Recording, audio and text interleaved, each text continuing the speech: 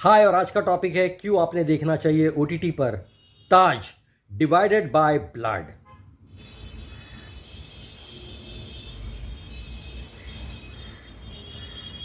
Series के director है Ron स्कैल्पेलो। इसके राइटर है अजय सिंह, जिन्होंने डायलॉग लिखे हैं और इन्होंने बहुत अच्छी तरह से हर कैरेक्टर का ग्राफ लेआउट किया है। हर कैरेक्टर का एक जो ग्राफ बनता है उसका एक बिगिनिंग होता है, मिडिल होता है, एंड होता है।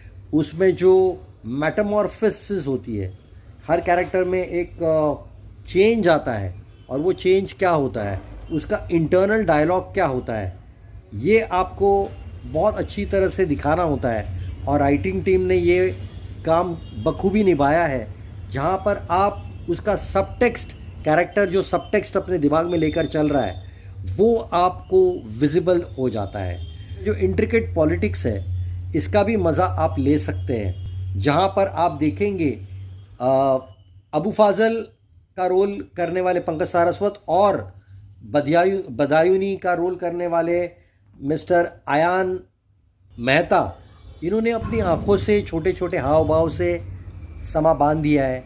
आपने इन दोनों की एक्टिंग ज़रूर देखनी चाहिए, क्योंकि ये इनकी जो गिव एंड टेक है और इनका जो इंटरनल कॉन्फ्लिक्ट है, पावर स्ट्रगल है, ये देखने में आपको, ये जुगलबंदी देखने में आपको बहुत मज़ा आएगा। धर्म जी की बात करें तो he is a surprise package of this series. Sheikh Salim Chishti का रोल इन्होंने निभाया है, एंड बिलीव मी, आप जब धर्म जी को देखेंगे तो आप उन्हें पहचान नहीं पाएंगे, क्योंकि ये हैंडसम आदमी जिसे आपने चुपके चुपके जैसी फिल्म में देखा होगा और शोले में देखा होगा, और अब आप इन्हें इस किरदार में देखेंगे तो आप हक्के बक्के रह जाएंगे, क्योंकि इन्होंने रियली एक ऐसे सेंट का रोल किया है। और इनके जो इंटोनेशन है और जो उर्दू का तलफ़ुज़ है, वो आप सुनेंगे तो आप कहेंगे वाह, मतलब यही आपके मुंह से निकलेगा। और यकीनन ऐसे कलाकार बहुत रेयर होते हैं। सीरीज़ का एक बहुत ही यूनिक पर्सपेक्टिव है जो आपको बहुत पसंद आएगा, क्योंकि ये अनोखे तरीके से कही गई कहानी है, जहाँ पर हम हैंडसम ऋतिक रोशन की तरह अकबर को नहीं देखते, पर एक एजिंग अकबर को देखते हैं, which is played by none other than the veteran actor Naseeruddin Shah ji, जिन्होंने एक फिनोमिनल जॉब किया है, and this is one of his finest performance. Emperor Akbar अब उस मुकाम पर पहुंच गए हैं जहां पर वो अपने सल्तनत को हैंडल नहीं कर पा रहे हैं। उनके जो 9 रत्न हैं, उनमें से सिर्फ 5 ही रत्न बचे हैं, और वो रोज़ स्ट्रगल कर रहे हैं, not only because of his health, पर उनका जो आपसी फ्यूड है, उनकी जो फैमिली में जो रंजिश हो रही है, उससे भी वो निपट रहे हैं। और ये बहुत अच्छा पर्सपेक्टिव है जो पहले कभी किसी फिल्म मेकर ने अटेम्प्ट नहीं किया है। इस सीरीज़ में आपको इस यूनिक पर्सपेक्टिव के साथ साथ ये भी देखने मिलेगा कि एम्परर अकबर के हैरम में जो पॉलिटिक्स होते हैं, यानी एम्परर अकबर के जो बीवियां हैं, उनमें क्या बातचीत होती होगी, और इनके छोटे छोटे जो सर्वाइवल टैक्टिक्स क्या होंगे, ये भी और एक इंटरेस्टिंग टेक है जो आप एंजॉय कर सकेंगे। सीरियल का जो टाइटल है और जो लोगो बना है, वही बहुत इंटरेस्टिंग है, क्योंकि उसको एक तलवार का शेप दिया गया है। जहाँ पे ताज लिखा है, वहाँ पे एक डैगर बना हुआ है, और वो डैगर सिंबॉलिज्म है कि ब्लड शेड होने वाला है, और ब्लड शेड के बिना आपको पावर नहीं मिल सकती। गेम ऑफ थ्रोन्स से इस सीरीज़ का कंपैरिजन ठीक नहीं होगा, क्योंकि गेम ऑफ थ्रोन्स में आपने देखा होगा हाई ड्रामा, बहुत से न्यूड सीन्स और एरोटिसिज्म, जो इस सीरियल में आपको देखने नहीं मिलेगा। तो don't be disappointed, because there are other things that you can look out for, like acting. और एक्टिंग की बात करूं तो सभी किरदारों ने बहुत अच्छी तरह से रोल निभाया है। स्पेशली मैं मेंशन करना चाहूँगा, सरप्राइज पैकेज इस सीरीज़ में सुबोध भावे भी है, जिन्होंने बिरबल का रोल निभाया है, और क्या खूबी से निभाया है। ऐसे लगता है कि वो सचमुच राजा बिरबल है, जो पर के बहुत ही वाइज एडवाइज़र है, क्योंकि उनके डायलॉग में ये समझ में आता है कि किस गहराई से और किस सूझबूझ से वो पूरे पॉलिटिक्स को जानते हैं, और किस वक्त पर क्या सही सलाह अकबर को दे किया है। कॉन्टिन्यू फिल्म ने अभिमन्यु सिंह और रूपाली, ये दोनों ने मिलकर डायरेक्टर को जो एप्ट सपोर्ट देना चाहिए वो सपोर्ट उन्होंने दिया है। डायरेक्टर का नाम है रॉन स्कैपेलो और ये डायरेक्टर जानते हैं कि एक एपिक हिस्टोरिकल सीरियल को किस तरह से प्रेजेंट करना चाहिए। इसमें आपको मिलेगा एक विजुअल फीस्ट।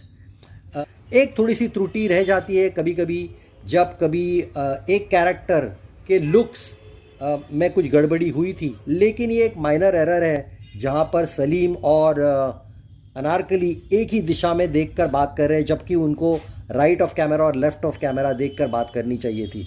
पर अगर ये छोटी छोटी चीज़ें अगर छोड़ दे तो ये जो को उन्होंने तवज्जो दी है, म्यूज़िक के साथ नरेटिव को कैसे इन्होंने ब्लेंड किया है beautifully, at the same time हर किरदार का एक अच्छा ग्राफ बनाया है। और ये सब क्रेडिट तो रॉन स्कैपेलो को जाता है, इनके राइटिंग टीम को जाता है। राइटिंग टीम में अजय सिंह है जिन्होंने बहुत एप्ट डायलॉग लिखे हैं। उर्दू ज़बान का अगर आप फ्लेवर लेना चाहते हो तो ये सीरियल आपके लिए बहुत अच्छी है, जहां आप अगर कॉन्सेंट्रेट करेंगे डिक्शन पे, और कोई भी एक्टिंग स्टूडेंट हो तो उसने ये सीरीज़ ज़रूर देखनी चाहिए, क्योंकि इसमें उसको उर्दू डिक्शन की बारीकियाँ पता चलेंगी। अकबर, ये एक बहुत इंटरेस्टिंग टेक है जहाँ पर हम देखते हैं कि अकबर पहले से ही अनारकली को कैद करके रखा है उन्होंने, और अनारकली इज़ फीलिंग एक्सप्लॉइटेड, और कैसे फिर अनारकली की मुलाकात सलीम से होती है, और फिर सलीम और अकबर में क्या कॉन्फ्लिक्ट होता है।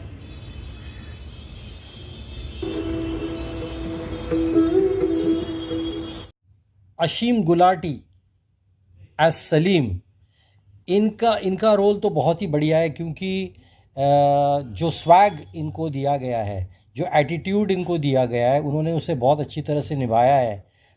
एक प्रिंस जो बिगड़ा हुआ है, हमेशा शराब और शबाब के नशे में वो धुत है, एट द सेम टाइम उसमें एक काइंडनेस है, एक ग्रे शेड है जो आगे जाके बहुत इंटरेस्टिंग बनने वाला है, ऐसे नज़र आ रहा है। उनके भाई का रोल जिन्होंने प्ले किया है, ताशा शाह एज मुराद, ताशा शाह ने मुराद का रोल बहुत एग्रेसिवली और उस विशियस अंदाज के साथ किया है कि आपको सचमुच लगेगा कि this guy is a ruthless ruler and he wants to really take over the empire of Akbar. Shubham Kumar Mehra जिन्होंने दानियाल का रोल किया है, शुभम कुमार को मैं स्पेशली अप्रिशिएट करूँगा, क्योंकि उन्होंने एक प्रॉपर एवोल्यूशन इस रोल में दिखाया है, जहाँ पर वो एक मीक प्रिंस से एक फियर्स प्रिंस बन जाते हैं, और ये ट्रांजिशन देखने में आपको मज़ा आएगा। और उसका क्या प्रोसेस है, उसकी क्या कंडीशंस है, वो कैसे रिलीजियस लीडर्स के चंगुल में फंसे हुए हैं और कैसे उन पर वो इन्फ्लुएंस भारी पड़ रहा है, उसका क्या असर होता है, ये देखना मज़ेदार होगा।